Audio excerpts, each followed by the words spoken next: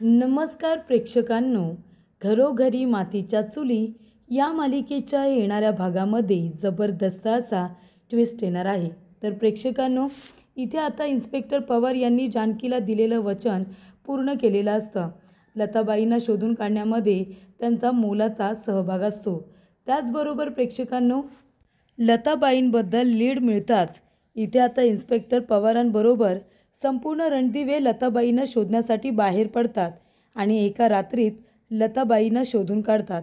लताबाई सापडल्यानंतर इथे आता ऐश्वर्याचा पर्दाफाश झालेला असतो आणि इथे लताच्या गायब होण्यामागे ऐश्वर्याचा खूप मोठा हात आहे, तिच्या किडनॅपिंगमागे ऐश्वर्याचा हात आहे हे समोर आल्यानंतर इथे आता ऐश्वर्याची रवानगी जेलमध्ये झालेली असते.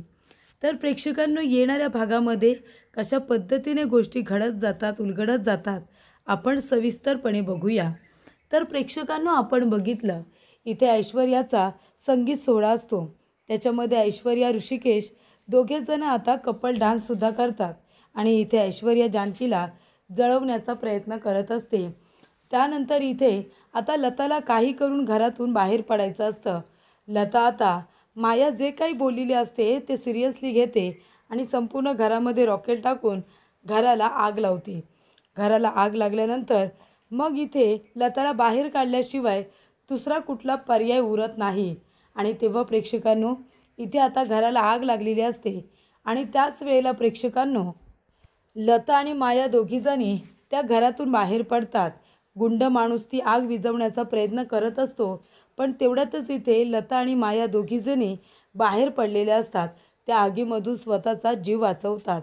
तर अशा रीतीने आपल्या मुलीला भेटण्यासाठी, तिचा संसार वाचवण्यासाठी इथे एक आई आपल्या जीवाची सुद्धा पर्वा करत नाही. ती मरेल की जगेल याचा विचार न करता तिने जानकीसाठी त्या घराला आता पेटवून लावलेलं असतं. त्यामुळे प्रेक्षकांनो, कुठेतरी इथे नकळतपणे का होईना पण मायाने जणू काही लताची मदतच केलेली असते.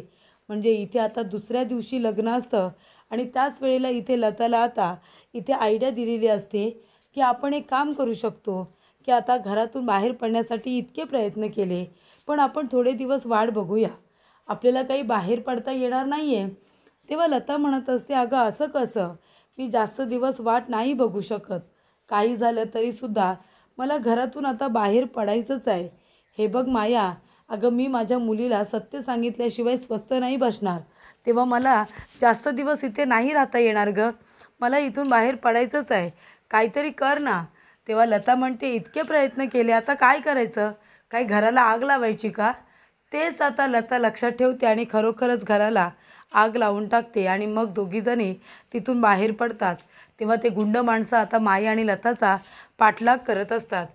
तेव्हा इकडे लता म्हणत असते की चल माया, चल पळ, आपल्याला कुठेतरी आता लपून बसावं लागेल. काही झालं तरी या लोकांना आपण दिसता कामा नये. घराला आग लागलेली बातमी इथे आता इन्स्पेक्टर पवार यांना समजलेली असते आणि तेव्हा इन्स्पेक्टर पवार आपल्या टीमबरोबर त्या घरी गेलेले असतात, ज्या ठिकाणी तो गुंड माणूस केअरटेकर म्हणून काम करत असतो, जिथे लता आणि माया या दोघींना किडनॅप करून ठेवण्यात आलेलं असतं.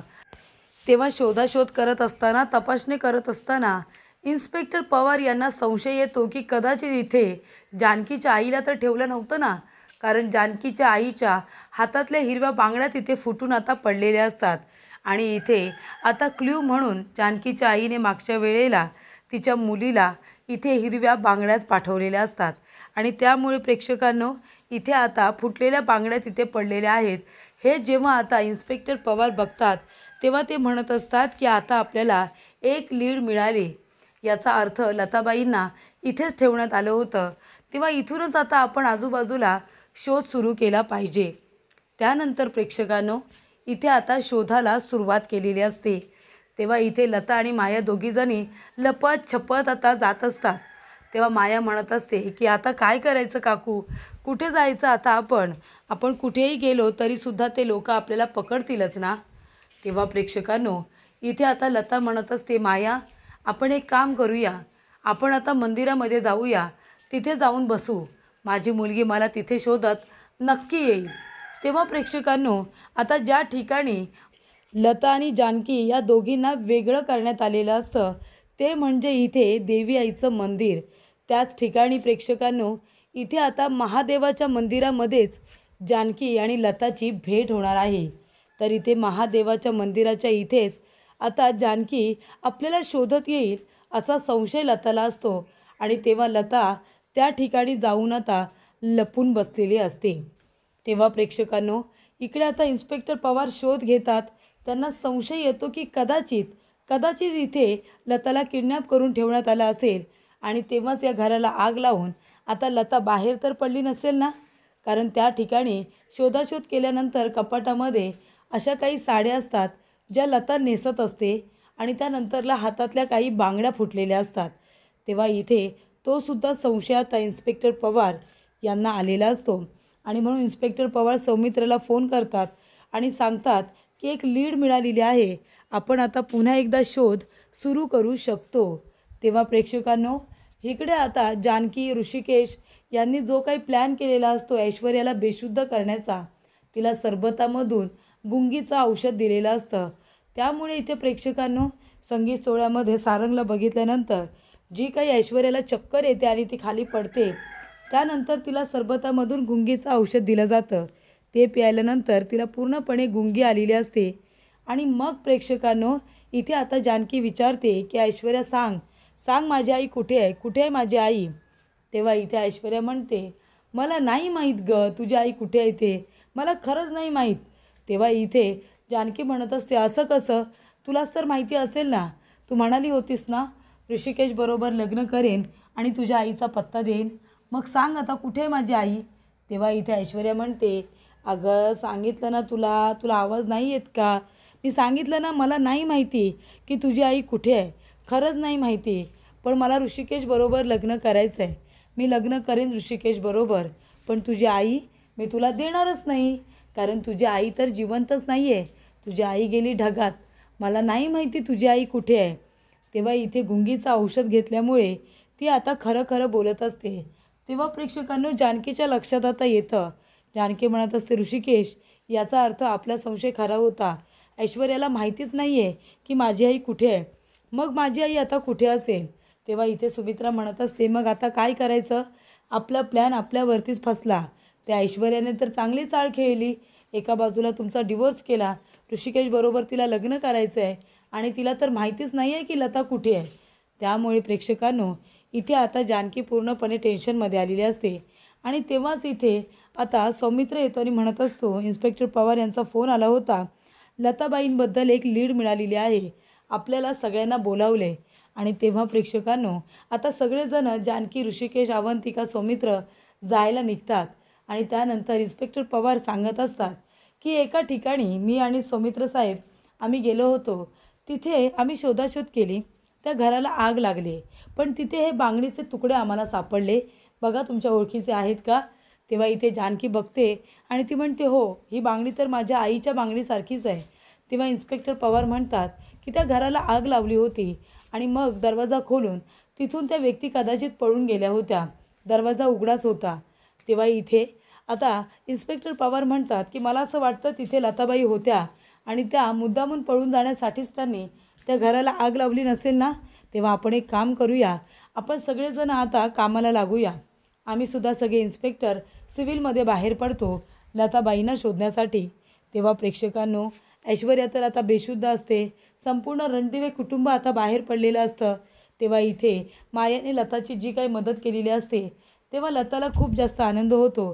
पण मंदिरामध्ये आता खूप वेळ ती लपून बसलेली असते. आणि त्यानंतर प्रेक्षकांनो, इथे आता शोधाशोध करत असतात, सगळीकडे शोधत असतात, प्रत्येक गाडीमध्ये, रिक्षामध्ये, आजूबाजूला, रस्त्यावरती, सगळीकडे, मंदिरात जानकी सगळीकडे आपल्या आईला जाऊन शोधत असते. त्यानंतर प्रेक्षकांनो, इथे आता लताला जो संशय आलेला असतो तो खरा ठरतो. कारण इथे लता म्हणालेली असते, माझी मुलगी इथे नक्की येईल, नक्की पोचेल ती मला शोधत, मला खात्री आहे, माझा देवावरती विश्वास आहे.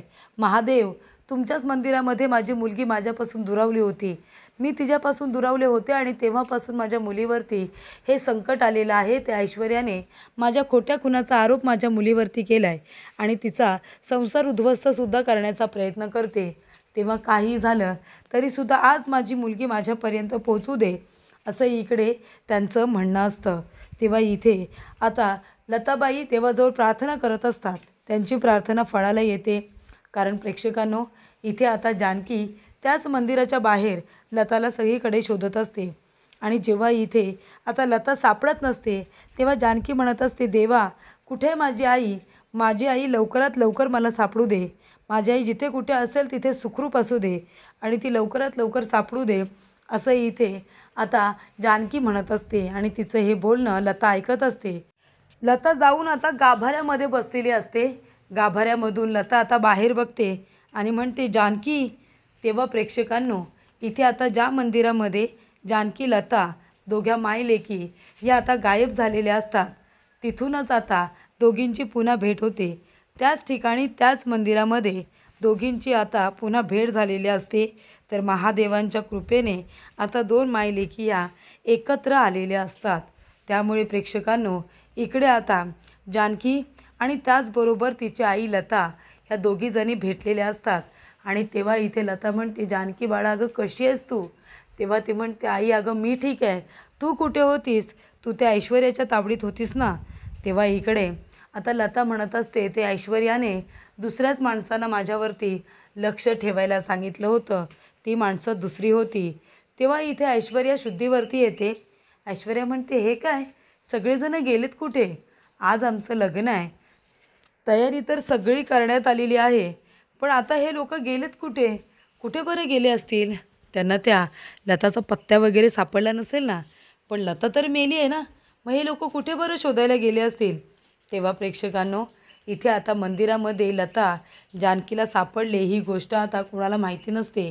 जानकी इन्स्पेक्टर पवार, त्याचबरोबर ऋषिकेश, सौमित्र, अवंतिका सगळ्यांना फोन करून मंदिरामध्ये बोलावून घेते आणि इथे लताबरोबर भेट घालून देते. तेव्हा इथे आता लग्न मंडपामध्ये ऐश्वर्या तयार होऊन आता उभी असते सगळ्यांची वाट बघत. पण इथे आता कुणीही त्या ठिकाणी आलेलं नसतं. आणि त्यानंतर प्रेक्षकांनो, तिथे आता ऋषिकेश, जानकी, अवंतिका आणि सौमित्र छान असे तयार होऊन आलेले असतात. आणि इथे आता ऐश्वर्या म्हणत असते, ऋषिकेश कुठे गेला होता तुम्ही? तुम्हाला माहिती आहे ना आज आपलं लग्न आहे, मग मुहूर्त निघून जायला हवा होता का? चला बरं या, आता आपलं लग्न आहे, लवकरात लवकर उभे व्हा आणि इथे गुरुजी तुम्ही लगेचच मंगलाष्टका बोलायला सुरुवात करा. तेव्हा प्रेक्षकांनो, इथे आता लता येतानी म्हणते, अगं हो हो ऐश्वर्या हो, अगं इतकी घाई काय गं तुला लग्नाची? माझ्या मुलीचा संसार उद्ध्वस्त करून तुला तिच्या नवऱ्याबरोबर लग्न करायचं आहे? वा ऐश्वर्या वा, आत्तापर्यंत इतकी नीच माणसं बघितली, पण तू इथे खूपच जास्त नीच आहेस गं. तुझ्यापेक्षा जास्त नीच तर मी अजूनपर्यंत कुणाला बघितलेलंच नाही आहे. तेव्हा प्रेक्षकांनो, इथे आता लता म्हणत असते की एवढी घाई काय तुला? माझ्या मुलीला ब्लॅकमेल केलं होतंस ना, की तुला जर तुझी आई हवी असेल जिवंत तर तुझ्या नवऱ्याचं लग्न माझ्याबरोबर लाव म्हणून. मग आता काय म्हणणं आहे तुझं? मी तर जिवंत आहे आणि मी माझ्या मुलीकडे परत आली. मग आता तुझी अट माझ्या मुलीने का मान्य करायची? का बरं तिच्या नवऱ्याबरोबर तुझं लग्न व्हायला हवं आहे? सांग ना. तेव्हा इथे आता ऐश्वर्या म्हणत असते, मी प्रेग्नेंट आहे, माझ्या पोटामध्ये सारंगचं बाळ आहे, माझ्या बाळाला वडिलांची गरज आहे, म्हणून तरी हे लग्न होऊ दे. तेव्हा प्रेक्षकांनो, इथे आता सारंग येतो आणि सारंग म्हणतो, काय ऐश्वर्या, काय म्हणालात तुम्ही? तुमच्या पोटामध्ये माझं बाळ आहे? अहो पण ते सगळं कसं शक्य आहे? लग्न झाल्यापासून आतापर्यंत आपल्या दोघांमध्ये नवरा बायकोचं कधी जर नातंच नव्हतं तर तुम्ही आई कशा काय होऊ शकता? आणि तुमच्या पोटामध्ये माझं बाळ कसं काय असू शकतं? मग जर हे बाळ माझं नाही आहे मग कुणाचं आहे? सांगा ना. तेव्हा इथे ऐश्वर्या म्हणते, हे सगळं काय चाललं आहे? सारंग तुम्ही कुठे होता? सारंग तुम्ही जिवंत आहात की माझं स्वप्न आहे? खरं खरं सांगा सारंग. तेव्हा इथे सारंग आणि त्याचबरोबर लता दोघेही जणं आता ऐश्वर्याच्या कारस्थानाचा पाढा वाजतात. आतापर्यंत जे काही गुन्हे केलेत ते इन्स्पेक्टर पवार यांना सांगतात, तिच्या विरोधामध्ये गुन्हा दाखल करतात आणि इथे लताबाईंना मारण्याच्या त्याचबरोबर त्यांच्या किडनॅपिंगच्या सगळ्या आता गुन्ह्याअंतर्गत तिला इथे जेलमध्ये टाकण्याचा निर्णय घेतात. जानकीवरती खोटे आरोप, सुमित्राला वेडं करण्याचा प्रयत्न, नानासाहेबांना वेडं करण्याचा प्रयत्न, जानकी ऋषिकेशला वेगळं करून ऋषिकेशबरोबर त्याला ब्लॅकमेल करून लग्न करण्याचा प्रयत्न, इथपर्यंत की सारंगचा सुद्धा अपघात ऐश्वर्यानेच घडवून आणलेला असतो. या सगळ्या गुन्ह्यांमध्ये आता ऐश्वर्याला जेलमध्ये टाकण्याचा निर्णय संपूर्ण रणदिवे कुटुंबाने घेतलेला असतो आणि तो निर्णय इथे इन्स्पेक्टर पवार यांनी मान्य करत तिची रवानगी आता जेलमध्ये केलेली असते.